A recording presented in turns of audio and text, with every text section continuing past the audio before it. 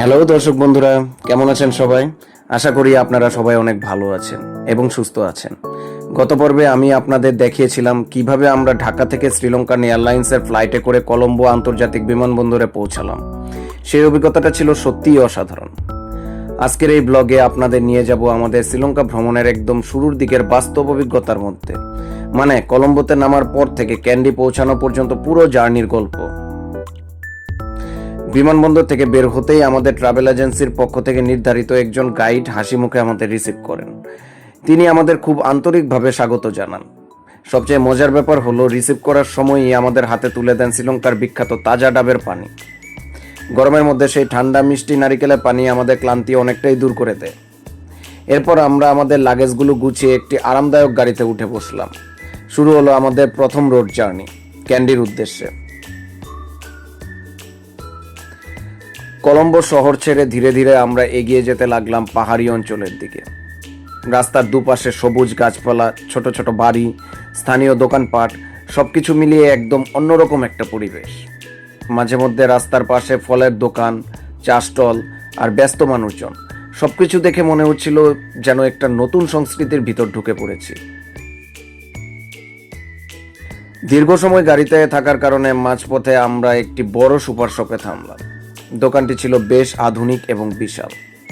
সেখানে বিভিন্ন ধরনের স্থানীয় খাবার, যেমন স্ন্যাক্স, চকলেট, সুভেনির ইত্যাদি সবকিছুই পাওয়া যাচ্ছিল। আমরা কিছু হালকা কেনাকাটা করলাম এবং একটু ফ্রেশ হয়ে আবার যাত্রা শুরু করলাম।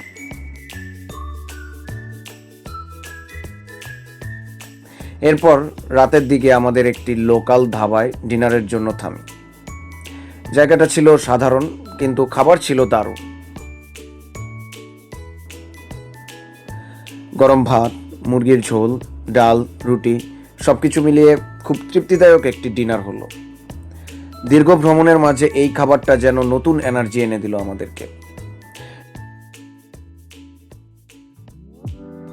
রাত বাড়ার সাথে সাথে আমাদের যাত্রাও চলতে থাকে। গাড়ির জানালা দিয়ে বাইরে তাকালে দেখা যাচ্ছিল পাহাড়ি আঁকাবাঁকা রাস্তা, মাঝে মাঝে আলোর ঝলকানি আর চারপাশে নীরবতা, একটা রহস্যময় সুন্দর পরিবেশ।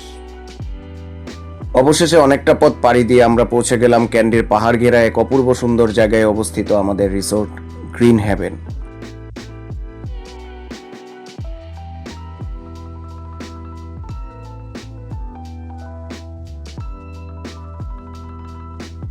রিসোর্টে ঢুকেই যেন মনটা ভালো হয়ে গেল।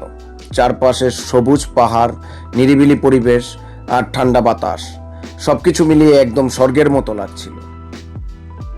রিসোর্টের রুমগুলো ছিল খুব সুন্দরভাবে সাজানো, পরিষ্কার পরিচ্ছন্ন এবং আরামদায়ক। এত লম্বা জার্নির পর আমরা সবাই খুব ক্লান্ত হয়ে পড়েছিলাম, তাই দ্রুত ফ্রেশ হয়ে আমরা ঘুমিয়ে পড়লাম। পরদিন সকালে ঘুম ভাঙল পাখির ডাক আর ঝিরির মিষ্টি শব্দে। রিসোর্টটি পাহাড়ের গা ঘেঁষে তৈরি হওয়ায় চারপাশে প্রাকৃতিক সৌন্দর্য একদম কাছ থেকে উপভোগ করা যাচ্ছিল।